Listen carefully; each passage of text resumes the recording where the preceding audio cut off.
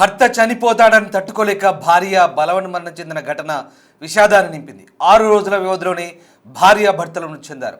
గోదావరి ఖనిలో తీవ్ర విషాదం నింపిన భార్య భర్తల మృతి చర్చనీయాంశంగా మారింది. ప్రేమించి పెళ్లి చేసుకున్నారు నరేష్, మమత.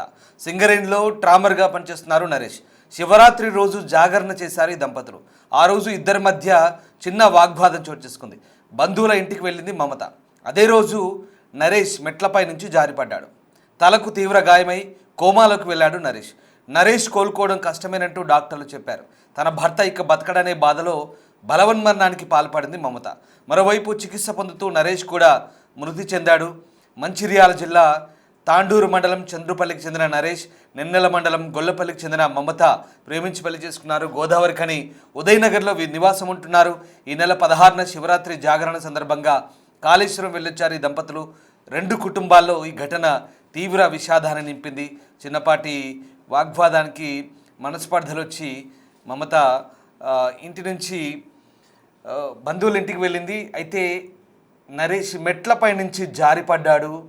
ఇక జారిపడడంతో అతని తలకు బలమైన గాయం తగిలింది. అయితే తాను లేకపోవడం, తన భర్త మెట్లపై నుంచి పడిపోయి పూర్తిగా కోమాలోకి వెళ్ళిపోవడంతో ఇక తన భర్త బతకడని భావించి తెలిసిన ఆ భార్య బలవన్మరణానికి పాల్పడింది. ఇది జరిగిన తర్వాత 6 రోజుల్లో చికిత్స పొందుతూ ఆ భర్త మృతి చెందాడు. దీంతో ఈ ఘటన కాస్త ఆ 2 కుటుంబాల్లో విషాదాన్ని నింపింది.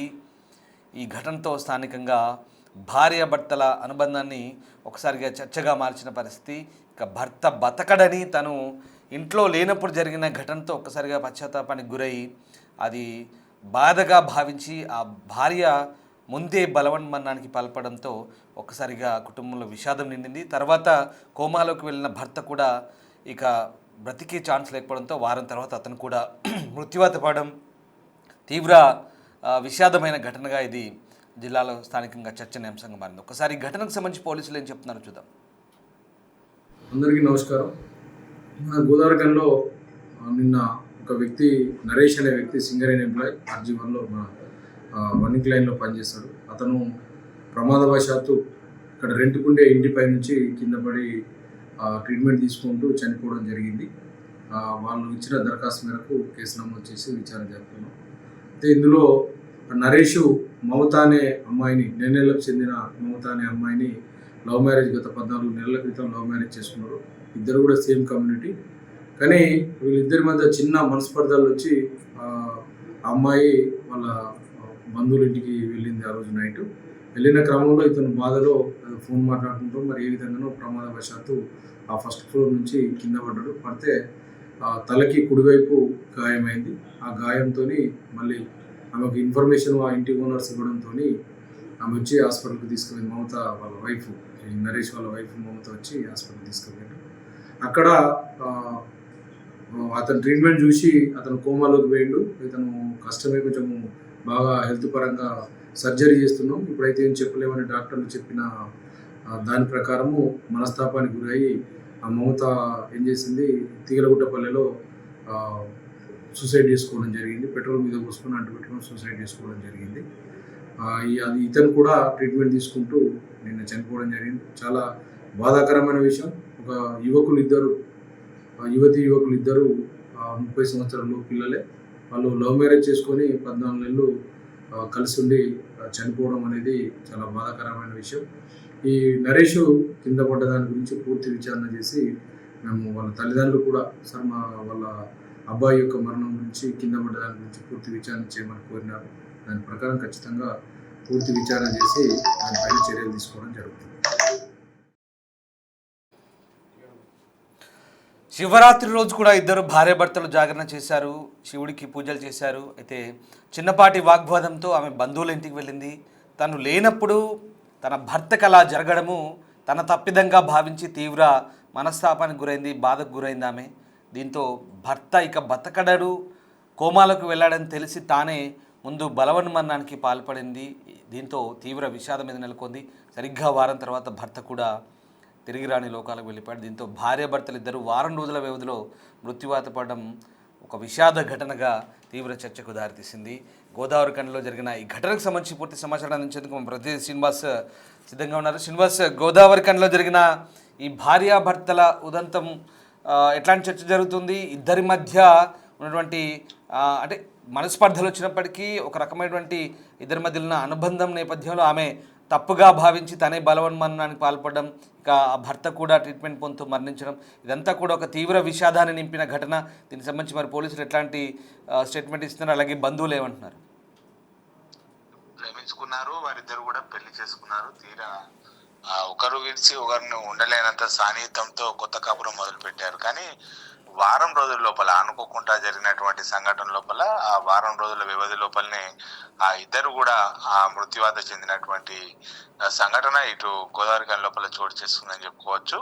అయితే గోదావరి ఖని లోపల ఇటు డ్రామర్ గా పనిచేస్తున్నటువంటి కంబాల నరేష్, ఇటు మమత కొద్ది రోజుల క్రితము అంటే దాదాపుగా 14 నెలల క్రితము ప్రేమించుకొని పెళ్లి చేసుకున్నారు. అయితే పెద్దల అంగీకారంతో వాళ్ళు ప్రేమ పెళ్లి చేసుకున్న తర్వాత ఇంకా వాళ్ళు గోదావరి ఖని లోపలనే కొత్త కాపురం మొదలు పెట్టినటువంటి సందర్భం. ఒక అద్దె ఇంటి లోపల కాపురం ఉన్నటువంటి సమయం లోపల ఇటీవల చిన్న మనస్పర్ధల కారణంగా చిన్న చిన్న గొడవలు కూడా జరగడం జరిగింది. అయితే ఇటు ఏదైతే మహాశివరాత్రి రోజు కాళేశ్వరం వెళ్ళి అక్కడ శివుని సన్నిధి లోపల జాగరణ చేసిన ఆ దంపతులు చిన్న ఆ రోజు తెల్లవారి ఉదయం చిన్న మనస్పర్ధల కారణంగా గొడవ పడడంతో అయితే ఆ భార్య పుట్టింటికి కరీంనగర్ కూడా రావడం జరిగింది. అదే రోజు రాత్రి ఇటు కుంబాల నరేష్ నిద్రిస్తున్నటువంటి సమయం లోపల ఆ నిద్ర లోపలనే ఆ మెట్ల పైన నుంచి ప్రమాదవశాత్తు పడిపోవడంతో అతని తలకు తీవ్ర గాయాలైనటువంటి పరిస్థితి అయితే కనబడుతుంది. అయితే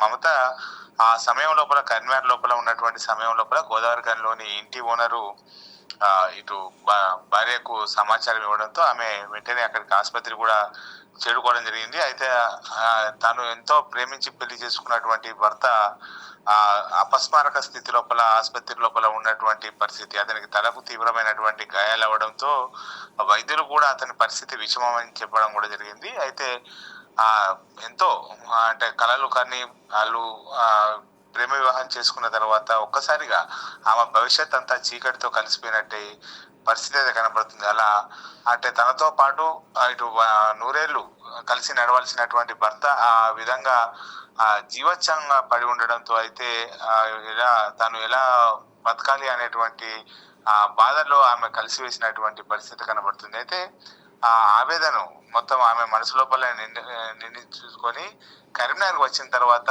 రైల్వే స్టేషన్ వద్ద ఆమె కిరోసిన్ పోసుకొని కూడా ఆత్మహత్య చేసుకున్నటువంటి పరిస్థితి. అయితే ఆ మమత తీసుకున్నటువంటి ఆత్మహత్య నిర్ణయం ఒక్కసారిగా ఆ రెండు కుటుంబాలను కూడా విషాదంలోకి చోటు చేసుకుందని చెప్పుకోవచ్చు. అయితే అక్కడ నరేష్ చికిత్స పొందుతూ ప్రాణాలు కోల్పోవడం కూడా జరిగింది. అదేవిధంగా అతని భార్య కూడా ఇటు కిరోసిన్ పోసుకొని ఆత్మహత్య చేయడంతో ఆమె కూడా ఇటు ప్రాణంతో పోరాడి ఆమె కూడా చనిపోయినటువంటి పరిస్థితి కనబడుతుంది. ఇద్దరు కూడా 6 రోజుల వ్యవధి లోపల చనిపోవడంతో ఆ కుటుంబం అంతా కూడా కన్నీరు మున్నీరుగా విలపిస్తున్నటువంటి పరిస్థితి కనబడుతుంది. కలకాలం అంటే ప్రేమించి పెళ్లి చేసుకున్న తర్వాత కలకాలం జీవించాల్సినటువంటి జంట అనుకోకుండా జరిగినటువంటి సంఘటనలతో ఒక్కసారిగా ఆ రెండు కుటుంబాల లోపల విషాదం కూడా చోటు చేసుకున్నటువంటి పరిస్థితి కనబడుతుంది. మొత్తానికైతే ఈ జంట వారం రోజుల వ్యవధి లోపలనే మృతి చెందడంతో అటు రెండు కుటుంబాల సభ్యులు కూడా ఇప్పుడు తీవ్ర మనోవేదనతో శోధిస్తున్నటువంటి పరిస్థితి కనబడుతుంది మనకు. Ramdas. Right, yes sir, thank you Srinivas. So ఇద్దరు భార్యాభర్తలు వారం రోజుల వ్యవధిలోనే మృత్యువాత పడడం స్థానికంగా తీవ్ర విషాదాన్ని నింపింది. ఇరు కుటుంబాల్లో చిన్నపాటి మనస్పర్ధల కారణంతో ఆమె పుట్టింటికి వెళ్ళింది. దీంతో ఆమె లేని సందర్భంలో అతను మెట్లపై జారిపడ్డాడు. చూడండి, విధి ఆడిన వింత నాటకం అంటే ఇదేనేమో బహుశా.